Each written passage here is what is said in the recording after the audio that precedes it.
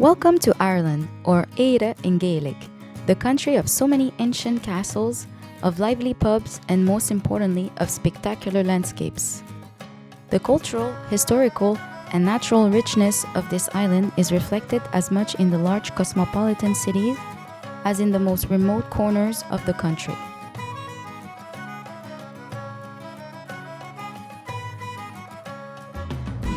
But before I really get into the main highlights of Ireland, I just wanted to clarify that Ireland has always had a sinuous and complicated religious history with the UK and the Northern Ireland. I won't go into much details, but Ireland, like many other countries, was a British colony for so many centuries. And even though at times the country was geographically unified, ultimately the Republic of Ireland got separated after long, numerous bloody battles and civil wars to gain its independence in 1922. So this video will only be about the Republic of Ireland, as I haven't been to the northern part. And without any further ado, let's get started with the essential things you need to know before you prepare your trip. The weather is unpredictable, as it changes often throughout the day, and depending where you are in the country, it can also be quite windy or chilly. So make sure you are dressed accordingly and don't forget your umbrella. It may seem like a silly advice, but this one might be important for those of you who forget that Ireland is a left-side driving country. So if you are crossing the street, please be careful and look to your right. Driving is a good way to explore to far and wide distances across the country, but I found that most cities and even villages were pretty well connected with the bus or with the train options. And Ireland is relatively pretty small, so you can travel quickly from one side to the other. Home to an incredible musical and artistic scene, Dublin is such a lively city with lots of legendary pubs and fun activities to go to. What I like the most is that for a big European capital city, the Dublin old cobblestone streets are easy and pleasant to wander around. A great way to start off your visit is to explore the well-known Temple Bar district, where you will find lots of colorful shops, galleries, restaurants, but most importantly, Irish pubs. If there is one thing almost all Irish people agree on, is that they will always enjoy drinking at the pub. And no wonder why, there are over 800 pubs all over the city. Of course, the Temple Bar is one of the most, if not the most popular and crowded pub of the city. From its beautiful iconic facade to its animated atmosphere with traditional Irish music, the Temple Bar is worth making a stop just for those reasons. Was the Temple Bar my favorite drinking experience in all Dublin? I don't think I would say so. There are far too many pubs and cool bars that you can find in all over the city, and here are just a few that I managed to film.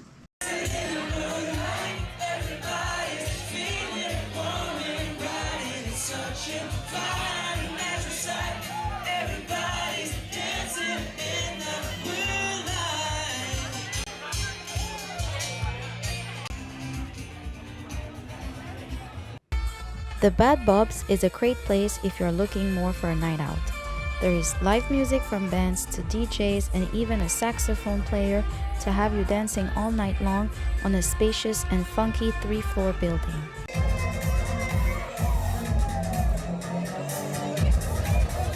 Whereas Fiber Maggie's is an old school rock bar to just go and grab a drink at any of their multiple bars connected one to another.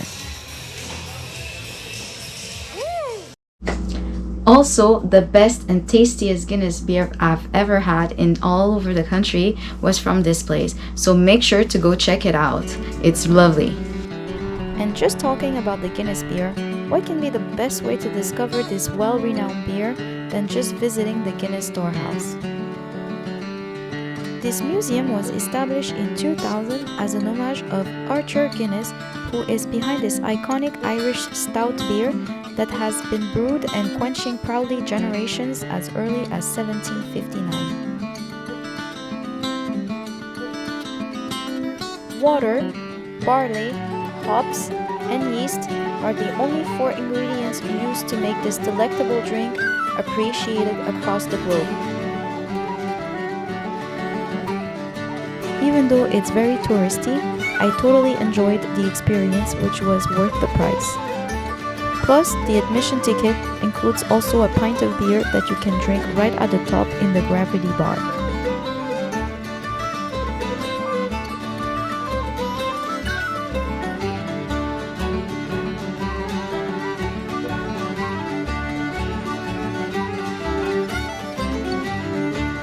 Another way to immerse yourself into the musical and cultural customs of this country is by strolling down the streets, where you will witness quite often many musicians playing traditional Irish music accompanied with the flute, the violin, the bagpipe, or even the harp.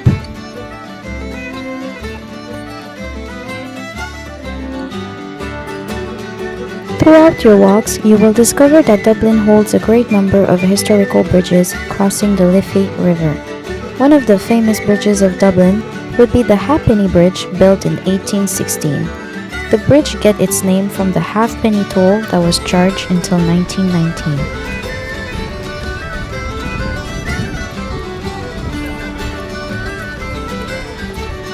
Continue your walk toward the Trinity College, which once welcomed some of the most legendary figures of the classic Irish literature, such as Oscar Wilde, James Joyce, or Jonathan Swift. You can visit the campus and the famous old library that inspired many movies like Harry Potter.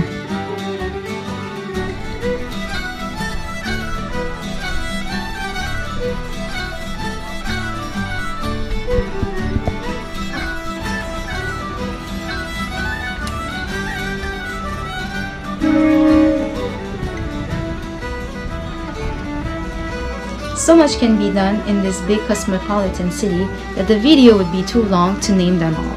However, make sure to take the time and visit the St. Patrick Cathedral, the Dublin Castle, as well as the Phoenix Park. Now, let's talk about Cork, the second largest city of the country, and the right place to be when it comes to fine dining according to locals. The English market is the place to go and get the best and freshest local food. It is a culinary treasure trove where you can find pretty much anything you want. Artisanal cheese, fresh fish, regional meats, bakeries, cafes, Irish tea, you name it. While we're at it, let me introduce you to two good restaurants I enjoyed trying in Cork. On the main street of Oliver Pluckett, Market Lane is a cozy restaurant that offers a contemporary cuisine and amazing drinks. They often change their menu depending on the season, and they use handcrafted products directly from the English market. Also, go and have some proper seafood at the Quillen's Seafood Bar that serves some of the best fish I've ever eaten in my life. But Cork is not just defined by its incredible food scene. It is also a pretty compact city located on an island by the Lee River, which can be enchanting to walk around.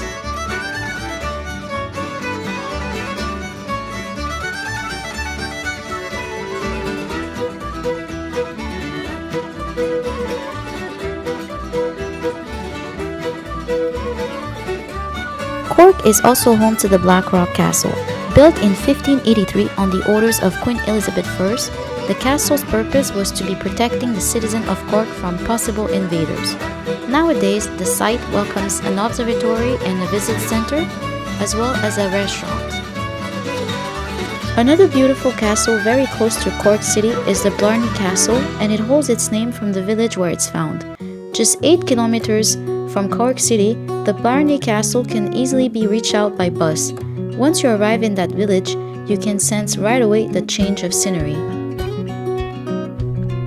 Almost 600 years old, the Blarney Castle is lost in dense wilderness with its splendid gardens that makes it as the perfect location for a romantic stroll.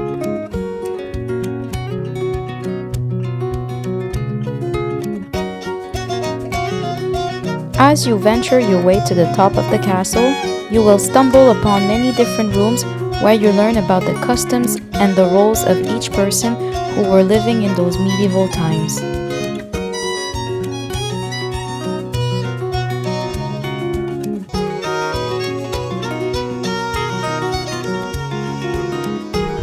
Now let's talk about my favorite city of this country, Galway. Small student city with its well-reputable university, Galway holds its charm for its bohemian and vibrant art scene. but also for its dynamic nightlife.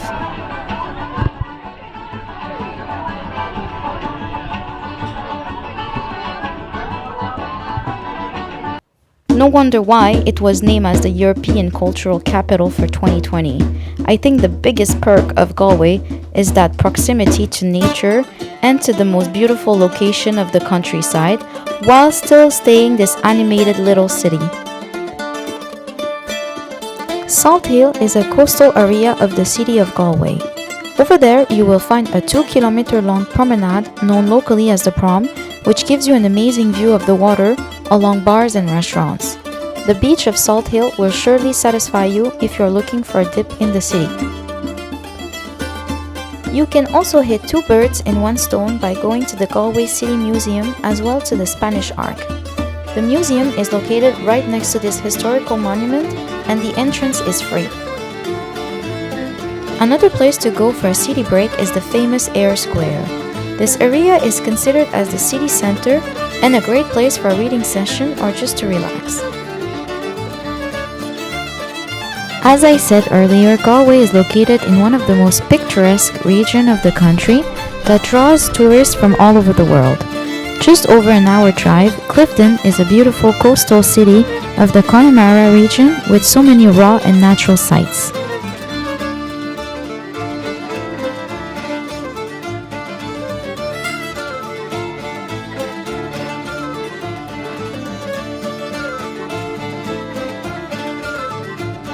Galway is very close also to the Cliff of Moher, a very famous natural site that reveals a breathtaking view of the vertical cliffs with their edges falling away directly into the sea. So this trip ends right here. I really hope that you enjoyed my video about Ireland. I think this was one of my favorite countries to go to, and I hope that it inspired you as well to go. Please don't forget to subscribe if you like this video, and I will be posting more videos in the future. Thank you so much for the support. Mwah.